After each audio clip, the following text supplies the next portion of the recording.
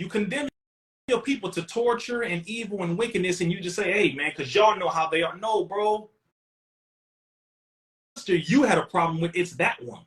Or whichever brother you had a problem with, it's that one. It's not all of us. We have to learn how to separate. People who are intelligent know how to separate things, and they speak in specifics. I want y'all to put in the chat, intelligence is specific. Or smart people get specific. Smart people get specific. That ignorant Negro, Jeremy, who I met last week at the club, was a low-life individual. That's what an intelligent person will say. Well, an intelligent person won't be at a club, but don't get mad. Don't get mad. Don't get mad. Don't get mad at me. Don't get mad at me. But let's say, fine. At least you're specifying. People who are not that smart or who are not that intellectually honest or responsible will say, y'all know how these niggas are at the clubs. Huh? These, hey, wait a minute. I'm using club for an example because y'all know how it is, and a lot of y'all go to the club. You know how it is? Boom. Okay. Man, this female who I met 2 weeks ago that my cousin told me to talk to, I thought she was the one. Turns out she was just trying to get me to spend $10,000 on her. When I just met her, she already asked me for $10,000. I said, whoa, I have to back up out of that because, you know, she was a gold digger. See, very specific. That individual, turns out that individual was a gold digger. Boom. Not saying, yeah, you know how these hoes are. Hey, man. Hey, brother. Hey.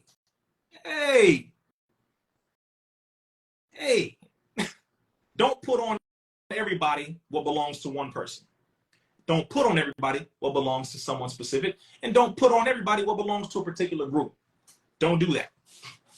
Simple as that. Don't put on everybody what belongs to a particular group. Don't put on everybody what belongs to a particular person. That way we can live life in a more honest way and things feel better, because it's not like, oh, damn, it's over, man. Ain't no good brothers out here. Ain't no good sisters out here. They just all terrible. Everybody just want money. Everybody just got this. Everybody's just disease. Everybody just this. Everybody, no. You haven't met everybody. So don't self-defeat yourself. That's when you see women like, it ain't no good black men. You don't know all of us. Or brothers like me, and all these American women. That's something I was looking at when I was looking at the so-called passport situation. And so I called passport bros. I was laughing. I laugh as if all these black men have met all the black women in America. There are plenty of wonderful, intelligent, spiritual, serious about her business, familial, family-oriented black women all across this country. What are you talking about? What? And vice versa, there are so many. And let me add feminine, divinely feminine black women who want to be in the life of a good black man. Let me flip it on this side. There's a laundry list of masculine, intelligent, disciplined, spiritual black men who love family, goal-oriented, working toward all of his goals on his job. Plenty of us all across this country. What are y'all talking about? You're looking in the wrong place, number one. Number two, you're looking, period. Number two. Number three, you're not becoming the person that would attract that person. Now, that's another problem.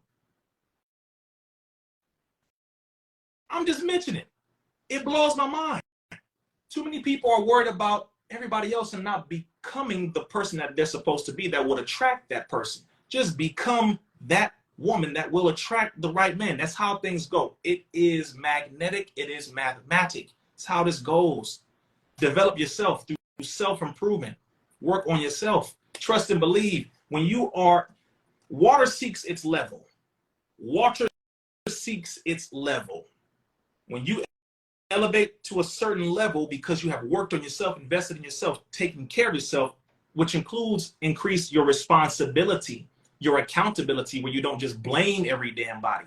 Where every time a relationship don't work out, Oh, it was something wrong with him. Sis, if you go through 5 dudes in 5 months, one, you need to slow down.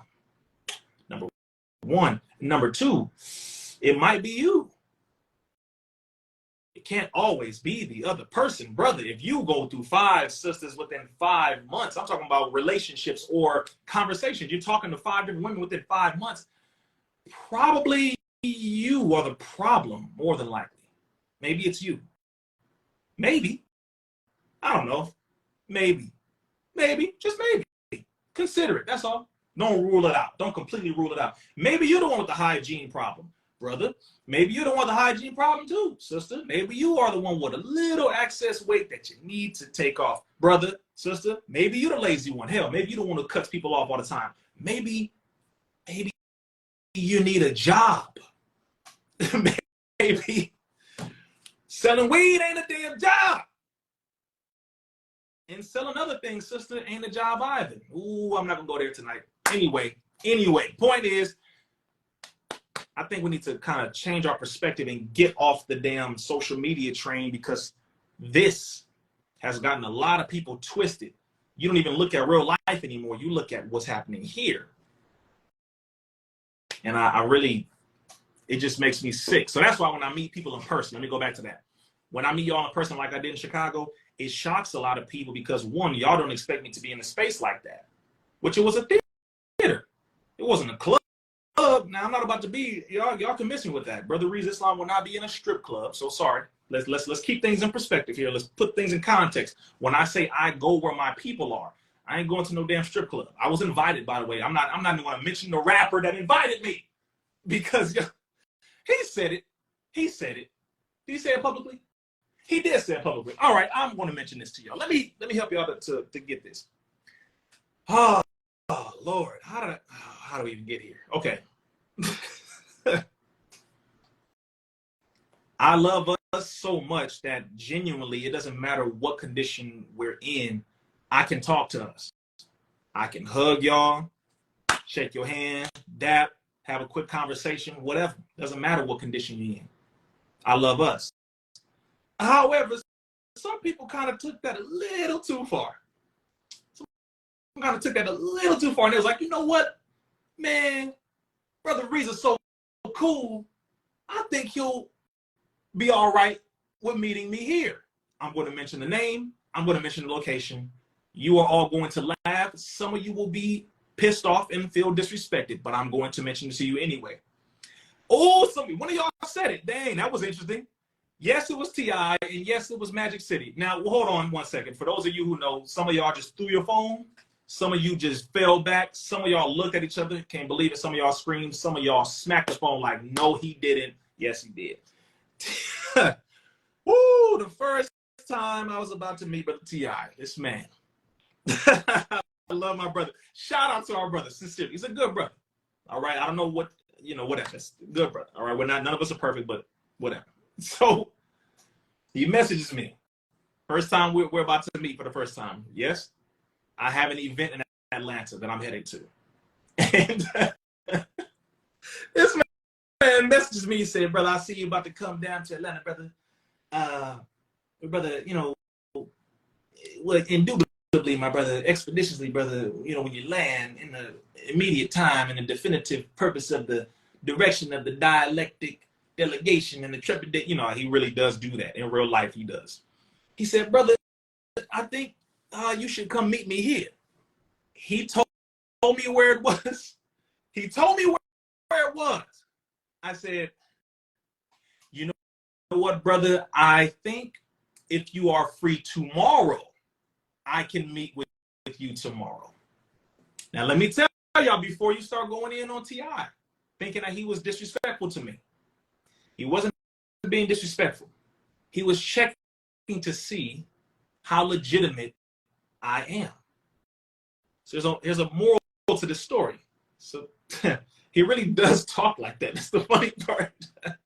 He's, I am the king of the, yeah, my brother. I said, this man here. I turned down not meeting with him. I simply turned down meeting with him at that time and in that location. And I simply said, well, brother, when you are finished there, maybe we can meet tomorrow during the day somewhere. Do you know that the next day, and he wasn't testing me as if, oh no, but y'all got to remember something. There's a lot of recent cases. There's a lot of recent cases where there are a lot of people in the so-called conscious community or brothers who are activists, you name it, who are not who they say they are. And I got to be honest about this. There are a lot of brothers and sisters who say they are out here fighting for the people. They're activists. They're blah, blah, blah. And they come under all these different labels of different religious groups or spiritual groups or what have you. And they're not who they say they are. They are not the same in person as they are on this internet. I'm telling you. I'm being very honest. I'm not going to mention any names because that's not how I am. I'm not calling out names. And that's not, we don't do that. That's lower vibrational nonsense. I love us regardless, and I love them too. I just want us to be right. So for certain artists and celebrities to check to make sure that Brother Rizza really is who he portrays himself to be online, I felt no disrespect with that at all. It was completely understandable because I have met people who portray themselves on this internet in one way and are a completely different way in real life. And I've had to check a few of them in real life because like, you don't get out here pretending to be this righteous brother or sister doing this for the people online and you out here really moving like this. I do that in person with people who I'm able to meet up with. But so I've had to do this. My point is, Brother T.I. had to check to make sure. And understandably so. Because there's a lot of people out here, you never know. So after that, he calls me the next morning and he said, brother, I just wanted to make sure that you really are who you say you are and you really are who you show you are on the internet. I wanted to make sure that you really are, this good brother. And so we met the next day at a studio and we had a long conversation. As a matter of fact, he wanted that conversation recorded on video, and we do have it recorded on video. But I just mentioned that because that's how that happened. He really wanted to see, is he, are you really that brother that you portray yourself to be? And so therefore, he was pleasantly happy with that, and we had a very good conversation. But it had to go through that test, and that was funny. So I only mention that because that's how it was when I went to Chicago. That's how it is. A lot of people, they just have to, you got to know that people really are who they portray themselves to be. And those of us who are in front of y'all,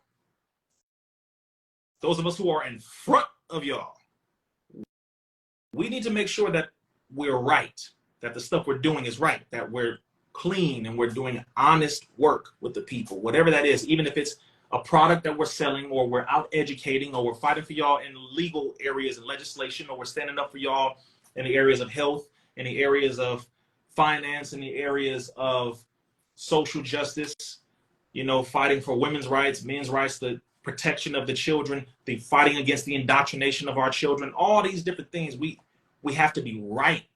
I'm talking to any of you who are listening who have a big name. Be careful. Just be careful. Clean up your motive. The Honorable Mr. Louis Farrakhan said that we must check our motive. And what is motive? Motive is the reason for why you do what you do. What is your motive? What is your reason? What is your why? What is our why? If our why is to make money, we ain't going too far. If our why is to become famous, we ain't going too far. If our why is to just get women and have a bunch of money and parties and travel, we're not going to get too far. This is not that industry, bro. Wrong industry. Wrong industry. Simple. Wrong industry. Go get in sports or something, like go in an industry where, okay, that's a little more like, okay, that comes with it. Boom. This industry comes with it too, but we have a bigger responsibility. That's all.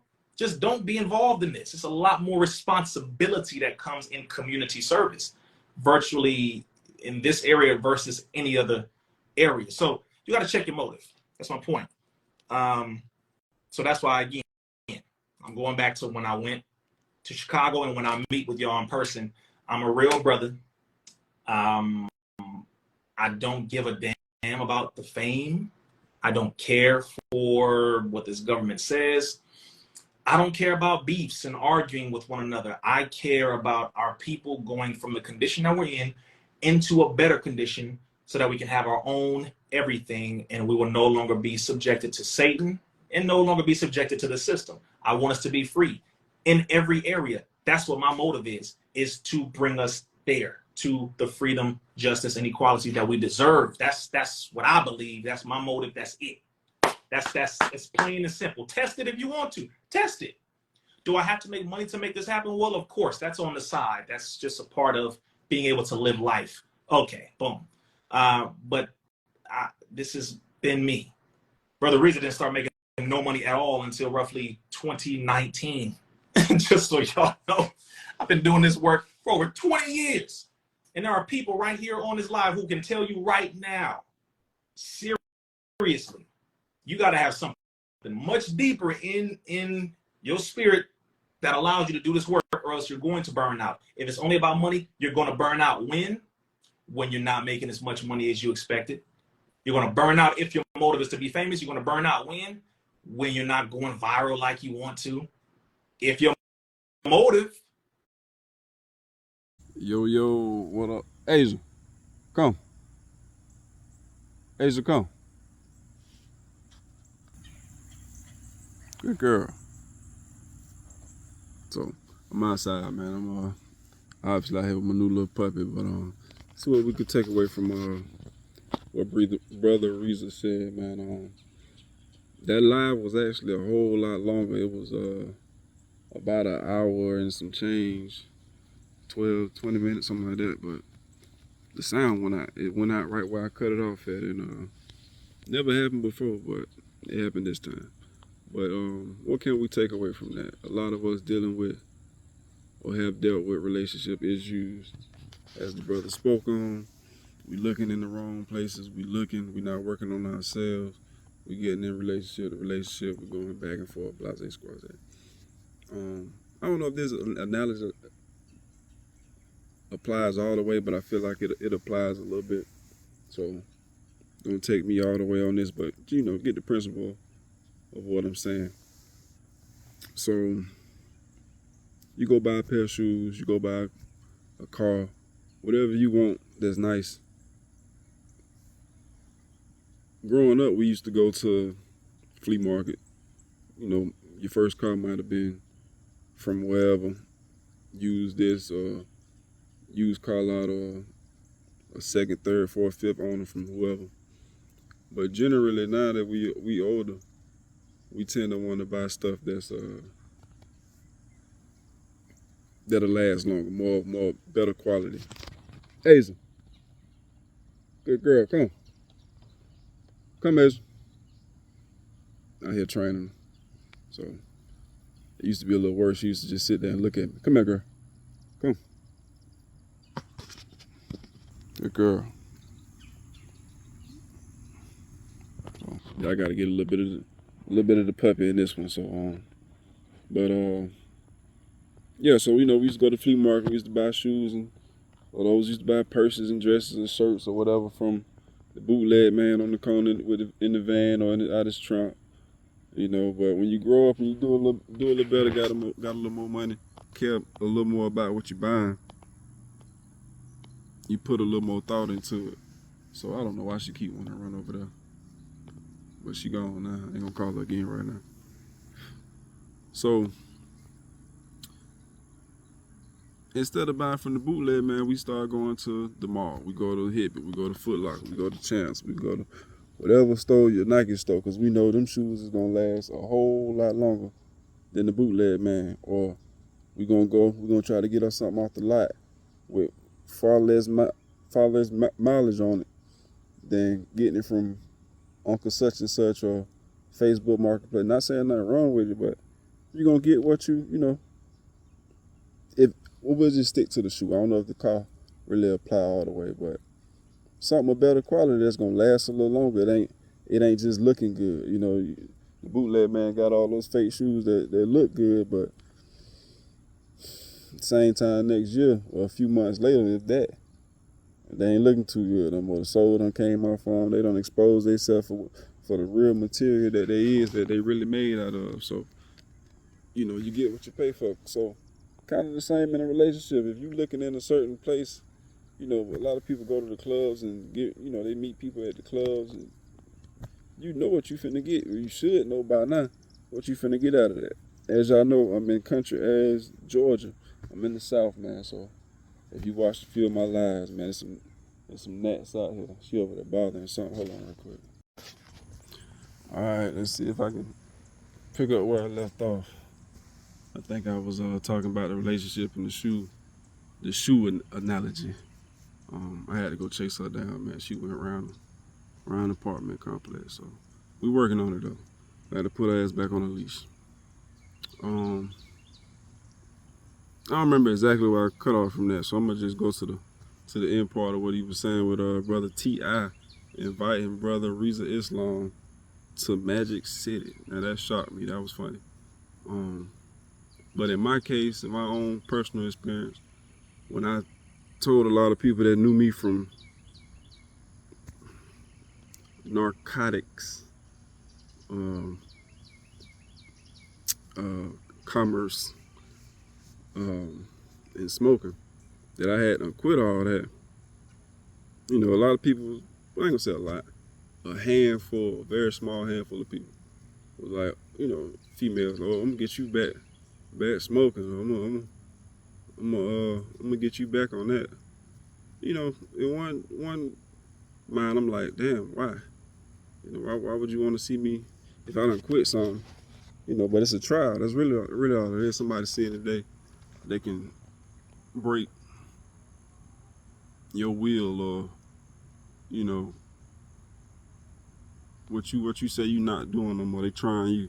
So when he got to the end of that saying, you know, it was like a trial from brother T.I. seeing if he was really what he about, or really, you know, walking that walk that he say he talked with the women in the whole Magic City thing. And that was funny though. That was funny. I ain't gonna lie, that was funny. And I believe he was talking about black leaders at the end. So I mean, that come with the territory, man. People are gonna try you, especially when you on this side of the work. Somebody gonna try you, man. What they gonna? That's just inevitable. It's coming with this. That's just what it is. So I ain't no jump on here to talk long. Just I had this video sitting on for a minute and whatnot. So peace and blessings, man. Assalamu alaikum.